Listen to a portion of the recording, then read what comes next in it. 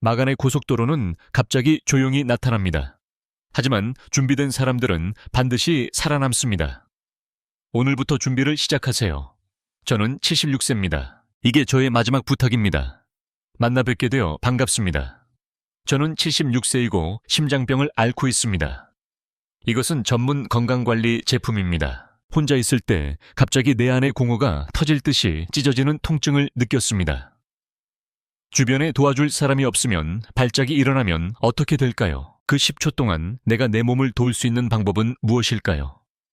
지금 혼자 살고 계신가요? 많은 어르신들이 저는 그 두려움과 함께 살아갑니다. 지난 35년간 5천 명 이상의 신킨교화 환자들이 우리를 구해주었습니다. 그리고 그 경험을 통해 제가 발견한 놀라운 사실을 여러분과 나누고 싶습니다. 저는 원합니다. 제가 외로울 때 마간의 교화가 발생하면 사망률은 87%입니다. 하지만 만약 10초 안에 올바르게 대응하면 생존 확률이 90%로 올라갑니다. 그 차이가 무엇인지 아시나요? 알고 있거나 모르거나 둘 중 하나입니다. 지난 월요일 우리 환자 중 한 분 가족에게서 전화가 왔습니다. 선생님, 이건 정말 기적이에요. 말한 사람은 78세인 김영준 씨입니다. 그분의 아들입니다. 저는 3시간 전에 집에 혼자 있었습니다. 아버지가 마간에 고속도로에서 쓰러지신 것 같습니다. 그리고 아버지는 완전히 의식을 되찾으셨습니다. 맞아요. 더 놀라운 건 김 씨가 스스로 모든 응급처치를 했다는 겁니다. 아무도 도와주지 않았지만 그의 생명은 구해졌습니다. 하미 선생님, 만약 그때 선생님이 가르쳐주지 않았다면 아버지는 이 세상 사람이 아니었을 겁니다. 김 씨는 이제 자신의 생명을 구한 비밀을 여러분께 전할 것입니다. 저는 망설임 없이 말씀드릴게요. 이것은 의대에서 배운 적 없는 내용입니다. 직접 해보면서 배우는 것뿐입니다. 그게 살아남는 방법입니다. 여러분도 도울 수 있어야 합니다. 그래서 이 영상을 끝까지 봐주세요. 꼭 실천에 옮겨야 합니다. 왜냐하면 마간의 고속도로는 아무런 경고 없이 찾아오기 때문입니다. 왜냐하면 곧 다가올 테니까요. 어제까지 괜찮았던 사람도 갑자기 무너질 수 있습니다. 지금 바로 구독과 좋아요를 눌러주세요. 이 영상은 여러분의 반려견도 구할 수 있습니다. 그럴 수도 있습니다. 그리고 혼자 사는 부모님께도 형제자매와 꼭 공유해주세요. 제발 부탁드립니다. 이 정보를 아는 사람만 살아남을 수 있습니다. 마간의 고속도로는 가장 끔찍한 외로움과 같을 수 있지만 여러분은 준비되어 있습니다. 절대 혼자가 아닙니다. 김 씨가 혼자 마간의 고속도로를 걷는 방법을 알려드릴 것입니다. 잘 견뎌내셨나요? 생생체험팀 지금 바로 들려드리겠습니다. 여러분, 김 씨는 그 순간에 무엇을 했는지 아시나요? 공황 상태 대신 시계를 봤습니다. 그리고 마음속으로 중얼거렸죠. 시작하자고. 침착하게 하자고. 함께 보시죠. 준비된 사람과 준비되지 않은 사람입니다. 차이는 위기 상황에서 침착함을 유지하는 사람과 그렇지 못한 사람입니다. 왜일까요? 그때 무엇을 해야 할지 알기 때문입니다. 반면 준비되지 않은 사람은 당황합니다. 결국 잘못된 선택을 하게 되죠. 특히 고혈압이나 당뇨가 있는 분들, 흡연자분들은 더 조심해야 합니다. 60세 이상은 일반 인구보다 심부전 위험이 5배 높습니다.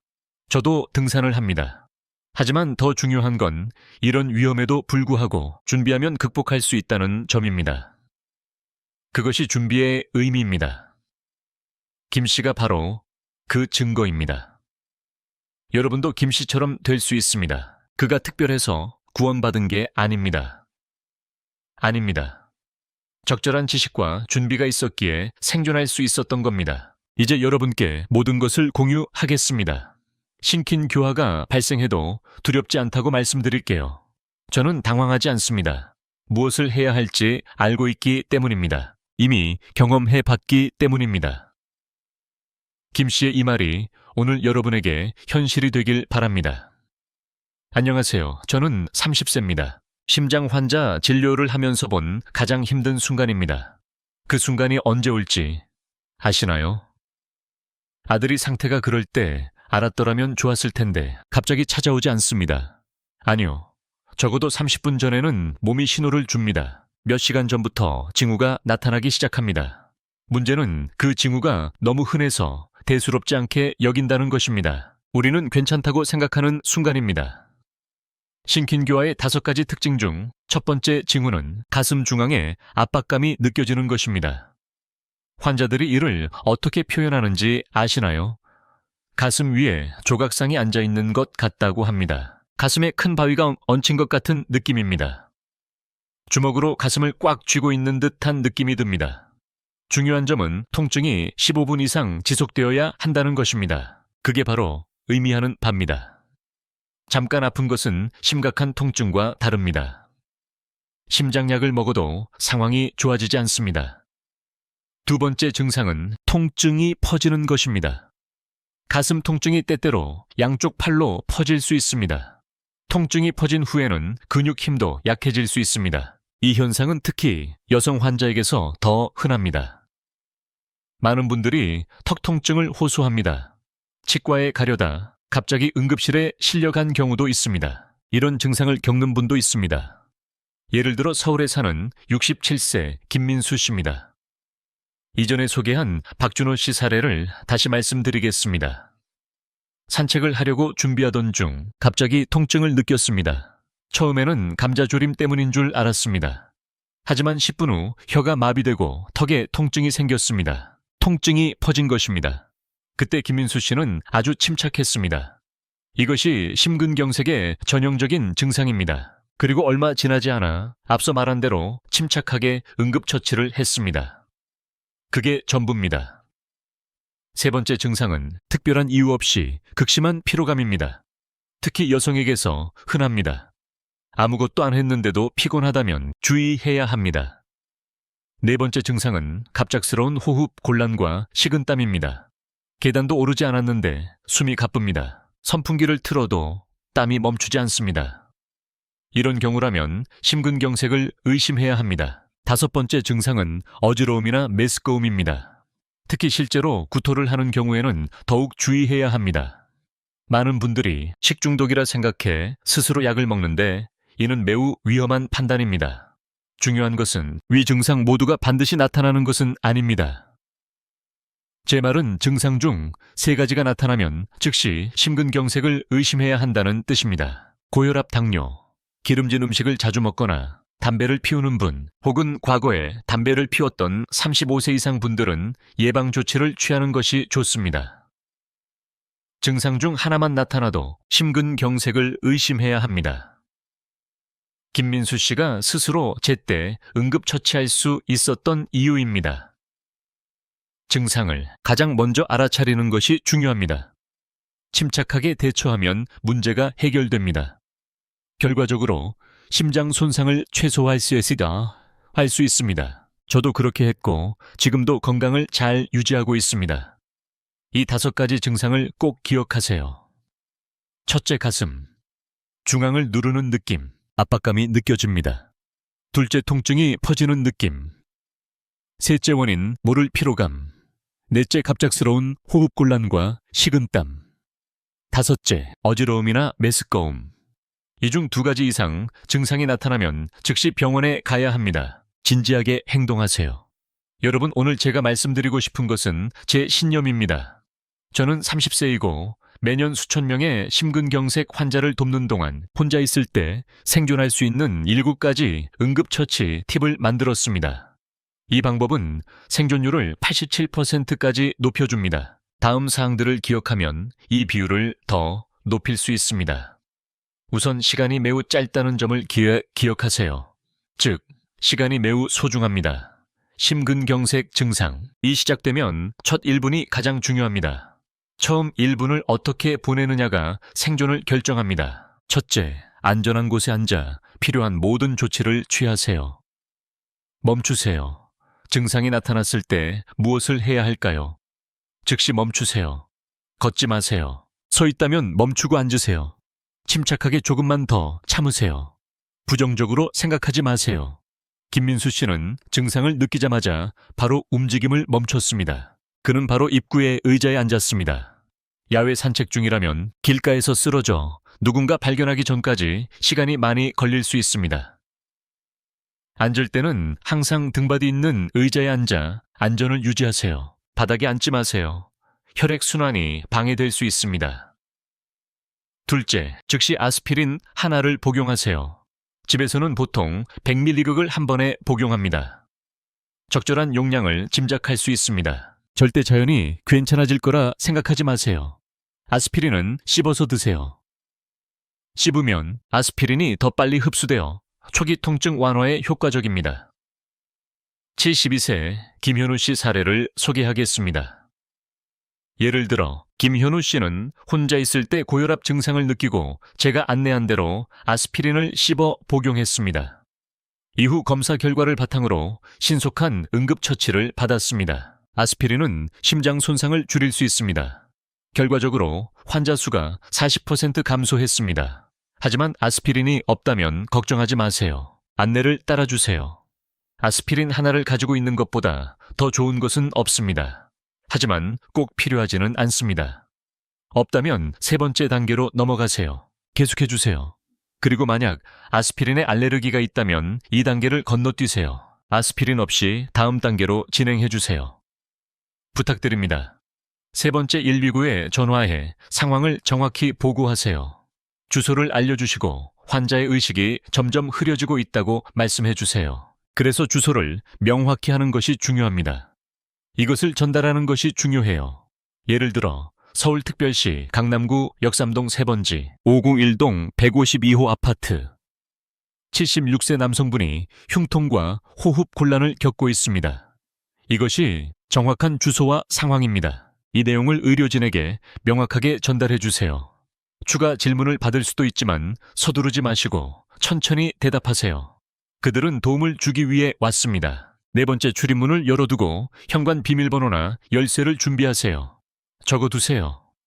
이 단계는 생각보다 어렵지만 매우 중요합니다. 구급차가 도착했을 때 문이 닫혀 있으면 귀중한 시간이 낭비됩니다.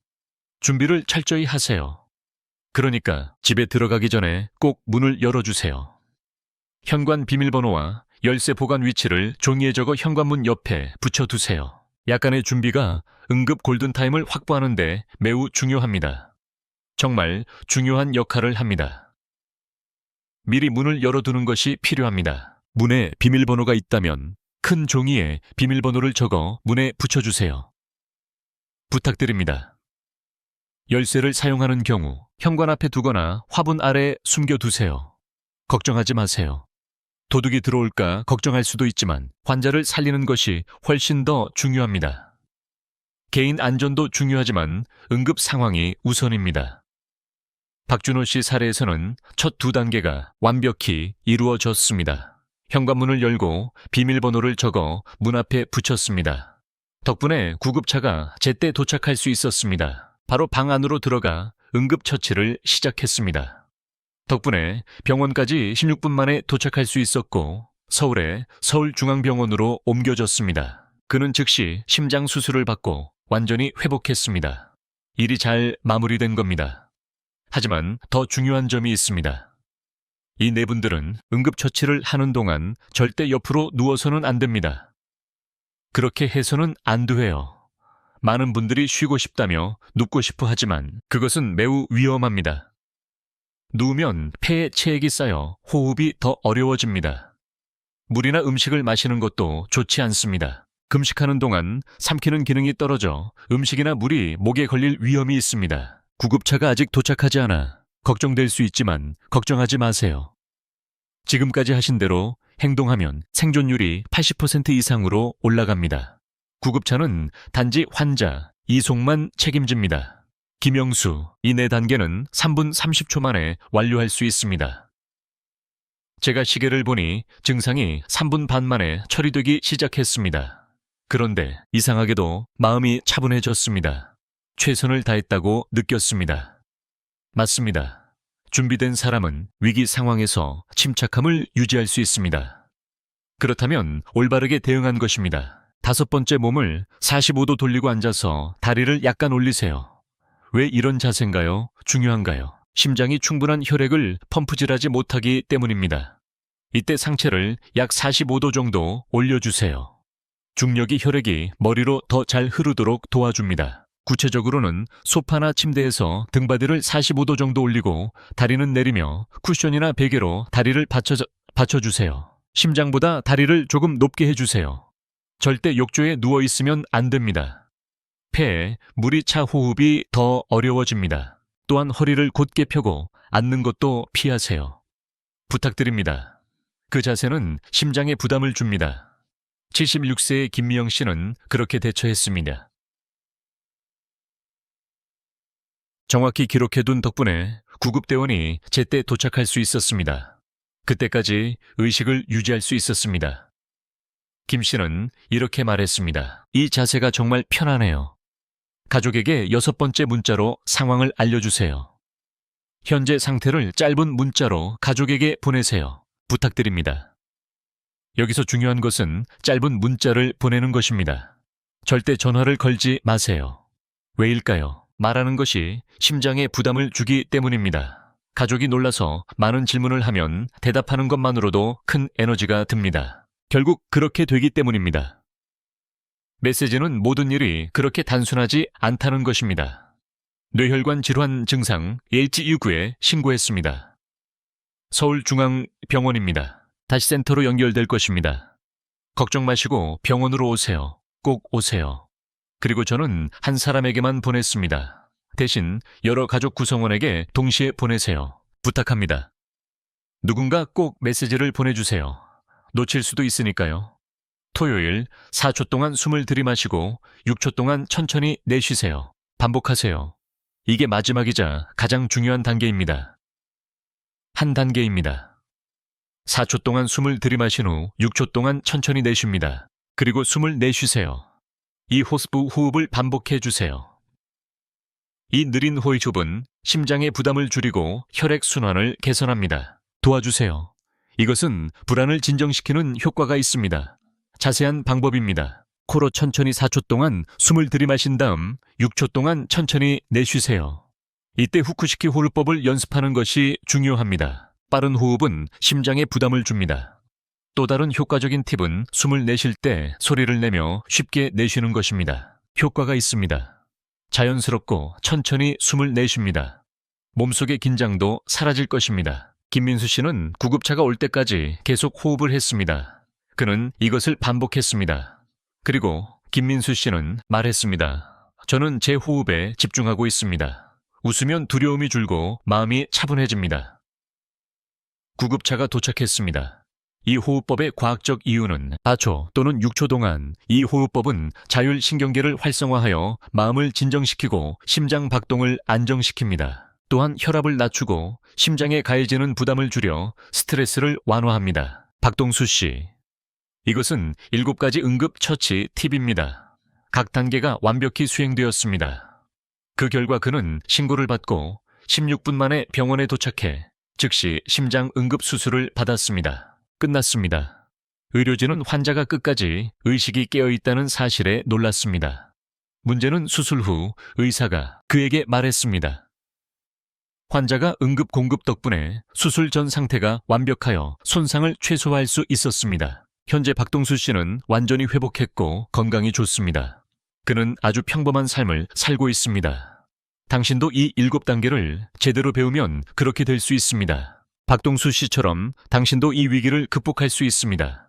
하지만 무엇보다 미리 준비하는 것이 중요합니다. 단계를 요약해 봅시다.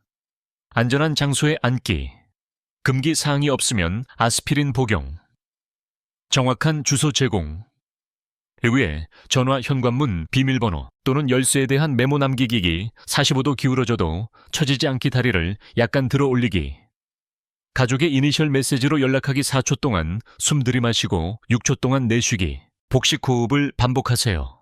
지금까지 긴급 상황에서 문제를 해결하는 방법을 말했지만 더 중요한 것은 일상적으로 준비하는 것입니다. 준비된 사람만이 위기를 극복하고 즉시 침착하게 행동할 수 있습니다. 저는 3살이며 여러 해 동안 심장병 환자를 진료하면서 한 가지를 깨달았습니다. 우리에게 공통점이 있습니다. 살아남은 사람들은 미리 준비했다는 공통점이 있습니다. 알고 보니 그들 자신이 그 자리에 있었습니다. 먼저 출입문과 비밀번호 위치를 연습하세요. 저는 집 곳곳에 형광펜을 두고 있으니 1, 2, 3, 4 숫자가 적힌 종이를 준비하세요. 대문자 에이스 용지에 써서 현관, 거실, 식탁, 침실 근처에 두세요. 보기 쉬운 곳에 두는 것이 가장 좋습니다. 할 수 있을 것 같습니다. 일주일만 더 연습해 봅시다. 이제 시작입니다. 문을 열어보세요. 종이를 표면에 붙이는 것을 시뮬레이션 합니다. 처음에 시간이 걸려도 괜찮습니다. 여러 번 연습하면 1분 이내에 완료할 수 있습니다. 이렇게 보일 것입니다. 두 번째는 휴대전화 긴급 상황 설정입니다. 증상과 긴급 연락처 설정입니다. 요즘 스마트폰에는 긴급 SOS 기능이 탑재되어 있습니다. 미리 이 기능을 설정하면 전원 버튼을 5번 연속 누르거나 볼륨 버튼을 동시에 누르면 119에 자동으로 전화하기 하거나 사전에 등록한 가족에게 자동으로 보고가 전송됩니다. 메시지가 자동으로 전송되는 방법입니다. 하지만 많은 노인분들이 이 기능을 사용하지 않습니다. 많은 분들이 이 사실을 모릅니다. 젊은 가족에게 설정을 도와달라고 부탁하세요. 꼭 그렇게 하세요. 이 기능이 생명을 구할 수 있습니다. 당신은 보호받을 것입니다. 세 번째는 잠금 화면에 의료 정보를 등록하는 것입니다. 이것은 정말 중요하지만 아는 사람이 적습니다. 여기에 없습니다. 스마트폰 잠금 화면에 혈액형 복용 중인 약 알레르기 정보, 긴급 연락처, 자주 가는 병원 이름을 입력하세요. 이것은 의료진이 환자의 상태를 바로 확인할 수 있게 해줍니다. 이렇게 이해하시면 됩니다. 예를 들어 서울건강센터의 순환기세, 상위 시스템이 이 시설 내에 설치되어 있습니다. 기록을 남기면 자신의 의료 기록도 저장할 수 있습니다. 이것이 확인되어 더 빠르고 정확한 치료가 가능합니다. 긴급 전화를 해야 할 때 가장 당황스러웠던 순간이 언제인가요? 아시나요? 환자는 부작용을 인지하지만 어떤 약을 써야 할지, 어떤 알레르기를 피해야 할지 모를 때 그런 정보만 있어도 치료에 도움이 될 수 있습니다. 이로 인해 처리 시간이 30분 이상 단축될 수 있습니다. 아스피린 응급처치 절차는 2차 예방책으로서 냉장고에 보관하는 것을 권장합니다. 냉장고 문에 다음 내용을 적어 붙여두시고 그대로 두세요. 응급처치, 앉기, 아스피린 일정을 씹기, 3119에 신고, 4 현관문, 열기 5, 45도 자세, 유지 요구 어려움 발생, 시 74초 동안 가족에게 메시지 보내기, 6초간 깊게 숨쉬고 반복하기, 그리고 아스피린 병을 냉장고 위에 올려놓으세요. 여기까지 하겠습니다. 유통기한도 정기적으로 확인해 주세요. 실제 사례에서 준비한 내용으로 오미선의 힘에 대해 말씀드리겠습니다. 예를 들어 그녀는 혼자 살지만 준비가 되어 있지 않았습니다. 어느 날 관상동맥 증상이 나타나 당황하며 혼자 운전해 병원에 가려 했습니다. 그렇게 했죠. 결과가 어떻게 나올지 아세요? 운전 중 의식을 잃고 사고가 났습니다. 결국 이런 일이 벌어졌고 안타깝게도 그 자리에서 돌아가셨습니다. 미리 준비했다면 큰 도움이 되었을 겁니다. 반면 유수일 씨는 달랐습니다. 그는 이 4가지를 가지고 모든 필요한 준비를 마쳤습니다. 그리고 관상동맥 질환이 제때 발견됐습니다. 침착히 치료받아 완전히 회복했습니다. 선생님 준비하지 않았다면 저는 이미 죽었을 거예요. 하지만 준비를 해서 마음이 차분해지고 무엇을 해야 할지 알았습니다. 무엇을 해야 하는지 알게 되었죠. 준비가 생명을 구합니다. 여러분, 이 4가지는 참고용일 뿐 이것만으로 모든 걸 해결하려는 건 아닙니다. 언젠가는 살아남는데 꼭 필요한 기술입니다. 통계에 따르면 65세 이상 3명 중 1명은 인생에서 한 번 심장 응급 상황을 겪게 됩니다. 그중 80%는 혼자 집에 있을 때 발생합니다. 하지만 이 4가지를 준비하면 그렇게 하면 80%의 위험을 피할 수 있습니다. 살아남지 못할 수도 있지만 20%의 생존자 중 1명이 되어 바로 이 순간부터 시작합시다. 이 영상을 보세요. 끝났습니다. 미루지 말고 오늘 바로 한 가지씩 실천하세요. 한번 해보세요. 먼저 긴급 상황에 스마트폰 기능을 설정하세요.